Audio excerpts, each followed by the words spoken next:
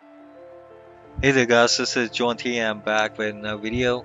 I wanted to talk about a little something about the India-New Zealand match. I know a lot of people have been disappointed with the match, the way it ended, especially Indians.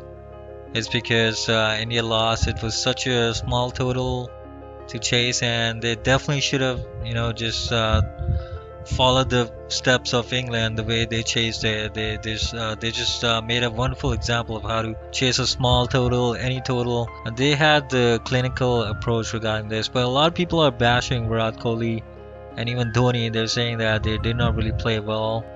Now that's something that is understandable. You can like bash them, but I would say that you cannot really say that. Just replace them. Virat Kohli is not a good captain, but a lot of people are saying that Virat Kohli should be replaced. Maybe the coach should be replaced as well. Change everything in the Indian team. This is not the way it works, boys or girls. The thing is that we have to understand it's a game. Sometimes things work, sometimes they don't work. It was just a bad day.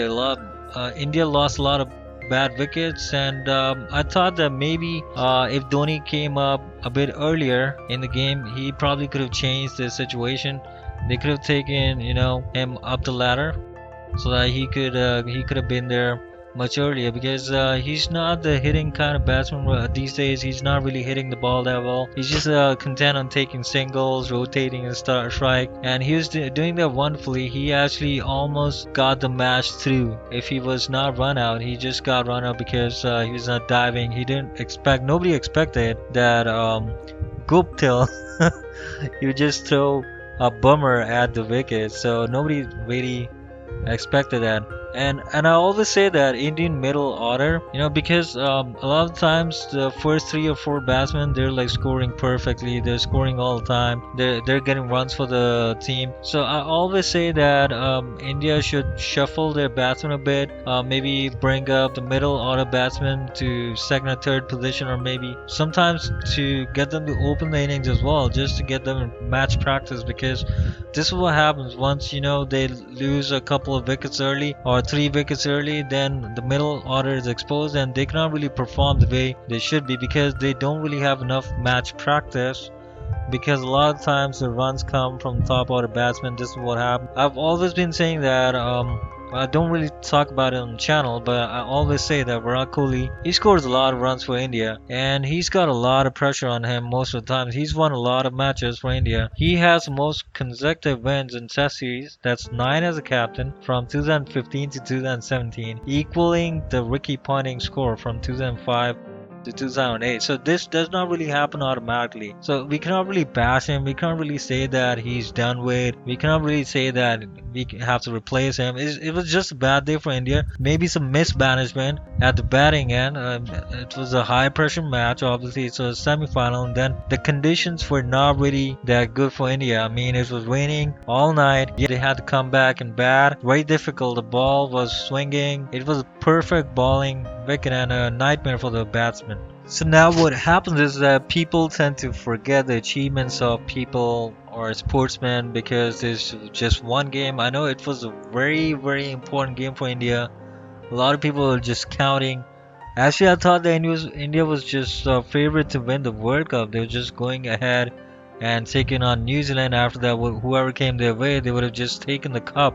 But we have to remember that Kohli, the batsman or the captain people are bashing right now, he was the first batsman to score 3 centuries in his first 3 innings as a Test captain. That is not the regular matches. He was the captain, and he scored 3 centuries right away. He's also the second Test captain to score centuries in his first 2 Test innings after Greg Chappell. So that's a big, big, big record. Another thing I should let you know is that he's the first Indian Test captain to score a double century overseas.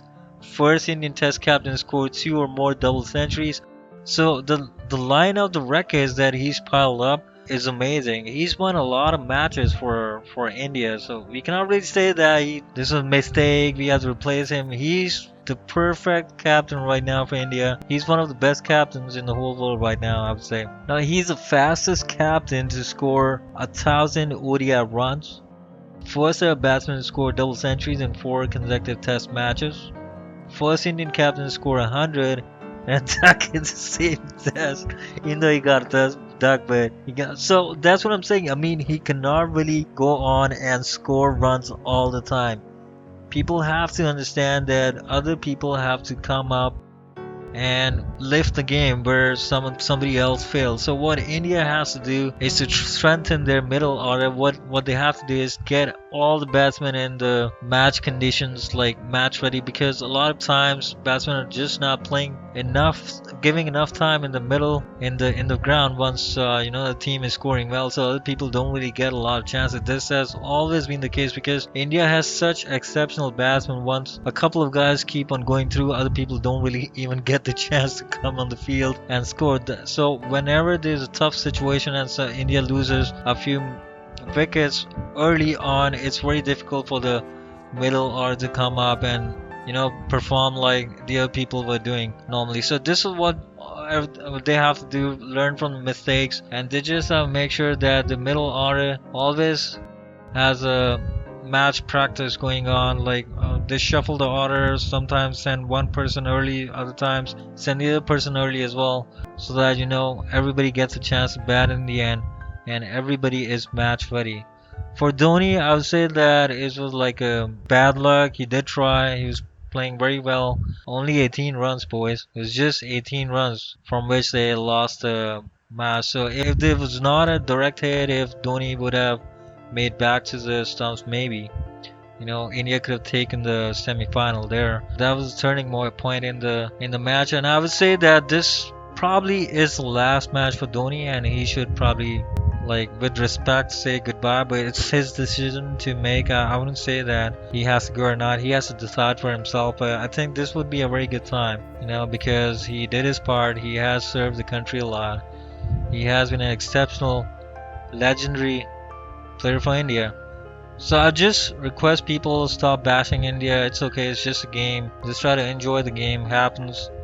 India did very well. They did not really deserve to go out like that, but it happens. The same thing happened in Australia. They had the maximum points after India, but they lost. They just couldn't bat, just like India couldn't bat that day. So it happens, sometimes the pressure gets to you, or it's the situation. But anyway, I hope I made myself clear, and I'm definitely sure future India has some very good prospects in future. So let's see. That JauntyM signing out. You have a nice day. Bye bye.